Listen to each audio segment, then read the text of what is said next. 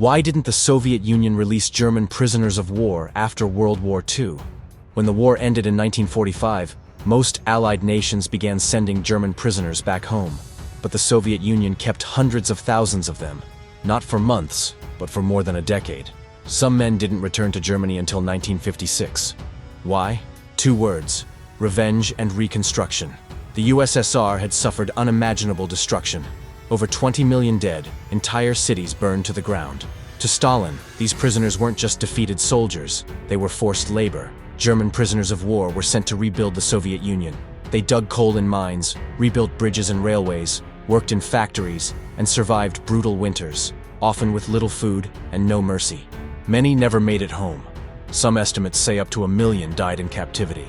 Even after Stalin's death in 1953, it took years of negotiations before the last 10,000 surviving prisoners were finally released. For them, World War II didn't end in 1945. It ended the day they finally walked back into Germany. Germany came terrifyingly close to winning the war against Russia. It sounds unbelievable, but German forces advanced so far that they were barely 20 minutes from the heart of Moscow. The city was defended by police units, cadets, and militias armed with outdated rifles. Things were so desperate that Lenin's body was evacuated, and soldiers at the November 7th parade marched straight from Red Square to the front. By then, more than 3 million Soviet soldiers had been captured, and major industrial regions were lost. But everything changed in December. Fresh, well-equipped Siberian divisions arrived and pushed the Germans back from Moscow. All of this became possible because of one man. A single phone call delivered Stalin a message that changed the entire war. Japan would never attack the Soviet Union. That meant the Eastern armies could be moved west to defend the capital. The spy who delivered that life-saving intelligence? Richard Sorge. At the outbreak of World War II, German soldiers fought with a speed and endurance that stunned the world. They looked unstoppable, but their strength wasn't natural. Many were fueled by Pervitin. It erased hunger, sleep, and fear. With the drug in their system, they marched farther, reacted faster, and stayed unnervingly alert. But the cost was heavy. Pervitin brought aggression, reckless decisions, and brutal crashes once the effects wore off. By 1941, the German High Command pulled back the use of Pervitin, but its shadow remained over those early victories. And that's where the debate still lingers. Were those lightning campaigns driven mostly by a chemical push, or were they the result of strategy, discipline, and the military skill the Wehrmacht was already known for? Some say the drug created the momentum.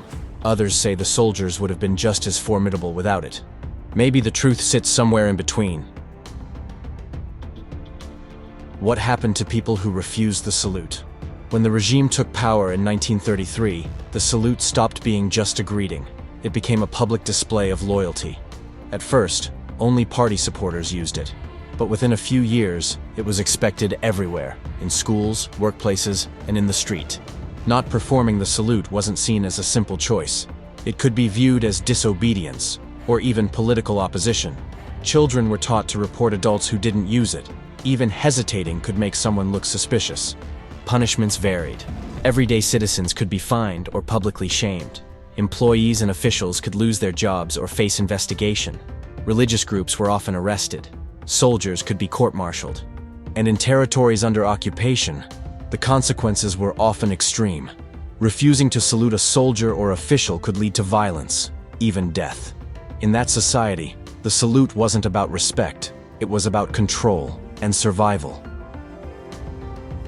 Did you know that in World War II, Germany didn't invade the Soviet Union alone?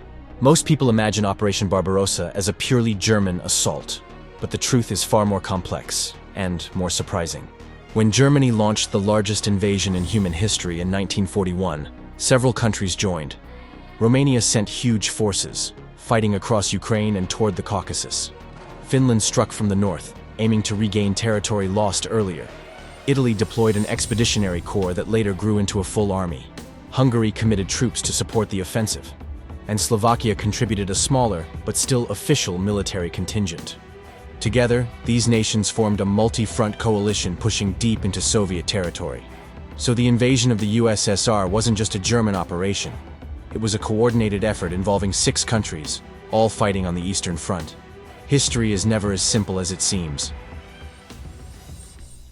Did you know that Joseph Stalin, the iron-fisted ruler of the Soviet Union, lived in fear of one of his own generals? General Georgy Zhukov, the USSR's most celebrated war hero, had become a legend among both soldiers and civilians.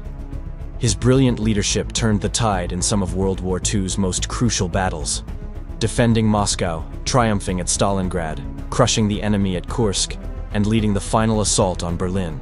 But Zhukov's fame came with a cost.